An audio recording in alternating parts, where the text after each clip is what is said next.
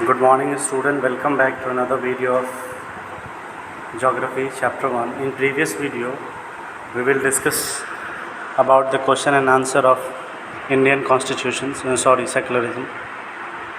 Okay.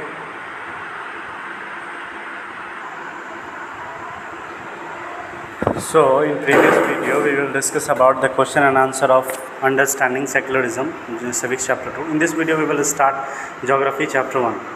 The chapter is resource. What is resource? You know that what is resource? Remember that a single line, anything which are available in our environment to satisfy our needs is called resource. Remember that anything that can be used to satisfy a need is called resource. Anything which are available in our environment which is satisfy our needs is called resource, यानी कि हर वो चीज़ जो हमारे environment में मौजूद है जिससे हमारी कोई ज़रूरतें पूरा होती है वो रिसोर्स कहलाता है. ठीक है, जिसको हिंदी में संसाधन कहते हैं. Okay, that's all.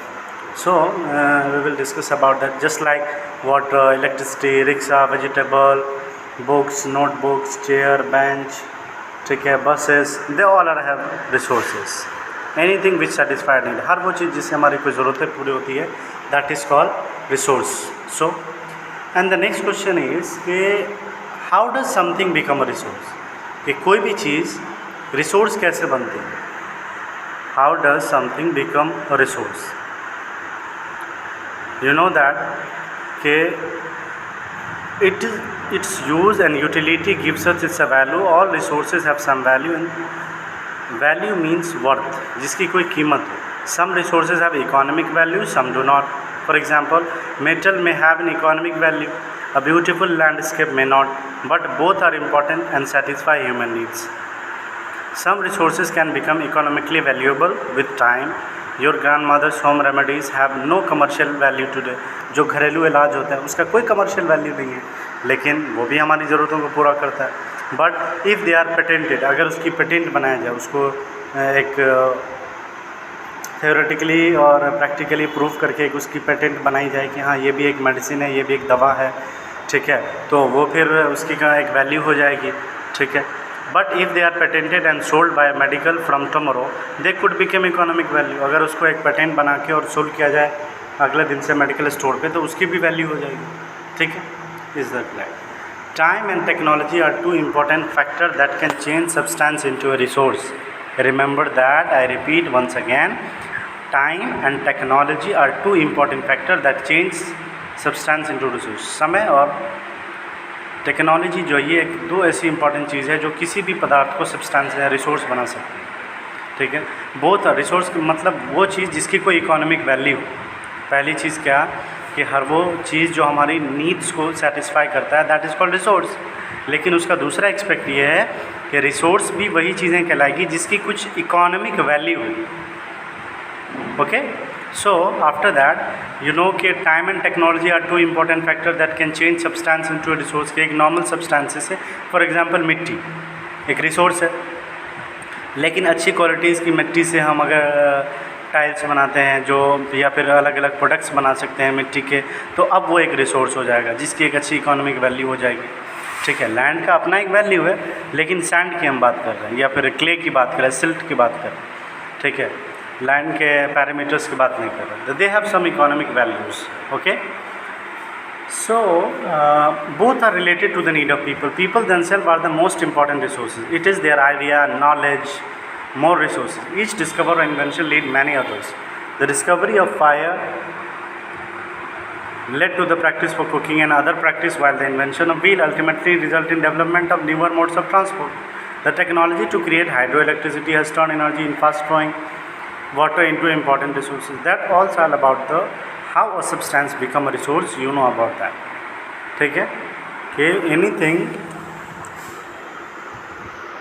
may be a resource when they have some value. Okay, the question is how does something become a resource?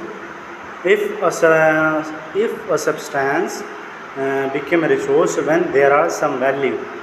ठीक है, there are some economic value, that's, and also they satisfy our needs, that is called resources. In next we will discuss about type of resources. Basically, all resources are broadly classified into three categories: natural resource, human made resource, and human resource. Human resource and human resource have some differences. We will discuss later. In this video, we will discuss about natural resource. What is natural resource? Resources that are drawn from nature and used without much modification is called natural resources. Resources that are drawn from nature and used without much modification is called natural resources. हर वो resource जो हमें natures की तरफ से मिलता है, जिनको बहुत ज़्यादा मॉडिफाई करने की ज़रूरत नहीं होती है, विदाउट मच मॉडिफिकेशन हम इसका इस्तेमाल कर सकते हैं, उसको हम कहते हैं नेचुरल रिसोर्स. जैसे वाटर, एयर, ठीक है, rivers, water, anythings, that is called natural and no need to modification to use them. The air we breathe, the water in our rivers and lakes, the soil, mineral, all are natural resources. Many of these resources are free gift to nature and can be used directly. जैसे हवा directly लेते हैं, पानी हमारे lands धरती के नीचे, हम उसको डायरेक्टली पंप के ज़रिए निकाल के इस्तेमाल करते हैं, पूरा वो हमारा पीने योग्य होता है. ठीक है.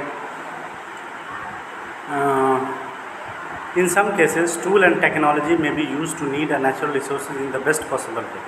कुछ ऐसे नेचुरल रिसोर्सेज है जिसमें अगर हम कुछ टूल्स एंड टेक्नोलॉजी का इस्तेमाल करें तो हम उसको बहुत अच्छे से यूज़ कर सकते हैं. Natural resource can be broadly categorise in two types: renewable and non renewable. अब जितने भी नेचुरल रिसोर्सेज हैं उनको भी दो कैटेगरी में क्लासीफाइड किया गया. एक रिन्यूएबल रिसोर्सेज, एक non renewable resources. Renewable resources क्या होता है? Those resources which are renewed और रिप्लेनिश्ड क्विकली. जो रिन्यूड हो जाए यानी कि वापस से वो इस्तेमाल के लायक हो जाए या वापस से उसका नई नवीकरण हो जाए, ठीक है, उसको हम क्या कहते हैं? Renewable resources. जैसे कि आप देखें वाटर, ठीक है, solar energy, wind energy, they all are have renewable resources. ठीक है. Some of these are unlimited and are not affected by human activity. बहुत सारी ऐसी चीज़ें जो रिन्यूएबल है और वो अनलिमिटेड अमाउंट में है, जो ह्यूमन एक्टिविटीज़ को अफेक्ट नहीं करती है. जैसे सोलर एंड विंड एनर्जी जो मैंने बताया आपको. Yet careless use of certain renewable resource like water, soil and forest can affect there stock. अगर हम उसको मतलब केयरलेसली इस्तेमाल करें या इनडिस्क्रिमिनेटली उसका यूज़ करें कि बिना ख्याल रखे, बिना उसके परसेंटेज का कि हमारे प्रॉपर वाइल्ड लाइफ बना रहे, प्रॉपर वाटर का एक लेयर बना रहे, उसका ये यूज़ करना है. ठीक है. मिसयूज़ नहीं करना. अगर हम उसका मिसयूज़ करेंगे तो हमारे लिए वो प्रॉब्लम खड़ी हो सकती है कुछ दिनों बाद. Water seems to be unlimited renewable resource but shortage and drying of natural water resources is a major problem in many part of the world today. देखो, वाटर एक नेचुरल रिसोर्सेज है जो कि अनलिमिटेड अमाउंट में है, लेकिन बहुत सारी ऐसी जगहें हैं दुनिया भर में जहाँ पे वाटर की स्कार्सिटी है, वाटर शॉर्टेज है. ये क्या होता है? इनडिस्क्रिमिनेट इरेशनल यूज़ की वजह से होता है. इरेशनल यूज़ क्या होता है कि कहीं पे बहुत ज़्यादा इस्तेमाल हो रहा है, कहीं पे बहुत कम इस्तेमाल हो रहा है. इसी को कहते हैं इरेशनल यूज़. इसी की वजह से ये वाटर प्रॉब्लम्स हो रहे हैं, जो कि दुनिया भर के बहुत सारी जगहों के लिए आज के डेट में एक बड़ी प्रॉब्लम्स हो गई हैं. वाटर ड्राइंग का, कि पानी का लेयर बहुत नीचे जा रहा है या बहुत कम पानी आ रहा है, ठीक है, या सप्लाई लेना पड़ रहा है दूसरी जगह से. वाटर शॉर्टेज के इशूज़. और नॉन रिन्यूएबल एनर्जी रिसोर्सेज जिसको हम रिन्यू नहीं कर सकते हैं, ठीक है, जो नेचुरल रिसोर्सेज तो है पर अगर एक बार ख़त्म हो गई तो वो ख़त्म हो जाएगी, उसको हम रिन्यू नहीं कर सकते, या नेचुरली भी रिन्यू नहीं होगा या आर्टिफिशियली भी हम रिन्यू नहीं कर सकते. जैसे कि फ्यूल, जितना भी आपका पेट्रोल, डीजल, कैरोसिन है, अगर आप ये भी सब नेचुरल रिसोर्सेज हैं, अगर इसको एक बार बर्न कर लें, एक बार इस्तेमाल कर लें तो ये ख़त्म हो जाएगा. दोबारा आप इसको रिन्यू नहीं करें, वापस ओरिजिनल कंडीशन में नहीं कर सकते हैं. और ये एक लिमिटेड अमाउंट में, मतलब बहुत क्वांटिटीज़ में है लेकिन उसकी भी एक लिमिटेशंस हैं. ठीक है. जैसे कुछ साइंटिस्ट कहते हैं कि जितना अभी हमारे पास पेट्रोल डीजल है, अगर हम इसका जिस तरह से अभी यूज़ कर रहे हैं, अगर ऐसे ही यूज़ करते रहें तो 50 सालों में सब ख़त्म हो जाएगा. ठीक है. अपने पास कितना भी फ्यूल रहेगा ही नहीं. तो इसीलिए हम इसका प्रॉपर इस्तेमाल करना चाहिए. इसलिए देखेंगे कि बहुत सारे कंट्रीज़ में साइकिलिंग को प्रमोट किया गया, इलेक्ट्रिक कार्स प्रमोट किए गए. ये सब क्यों वजह से हो रहा है? क्योंकि लिमिटेड अमाउंट में हमारे पास जो है ना अर्थ में ये फ्यूल्स वगैरह है. इसलिए देख लेते हैं बुक ने क्या दिया. Non renewable resources are those which have limited stock. Once the stock are exhausted it may take thousand of year to renew the replenish. हज़ारों साल लग जाता है. Since this period is much more than human life span. जो कि human life span से कहीं ज़्यादा बेहतर है। 1000 साल मतलब समझ रहे हैं 10 जनरेशन निकल जाएगी। Such resources are considered non renewable. Coal, petroleum, natural gas are example. ये सब क्या है?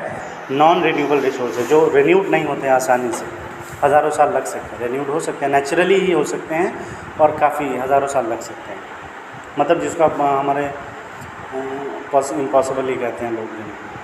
The distribution of natural resource depend upon number of physical factor. ये जो डिस्ट्रीब्यूशन ऑफ नेचुरल रिसोर्स है डिपेंड करते हैं बहुत सारे फिजिकल फैक्टर पे, जैसे टेरेन कैसा है, क्लाइमेट कैसी है, एल्टीट्यूड कितना है उसका।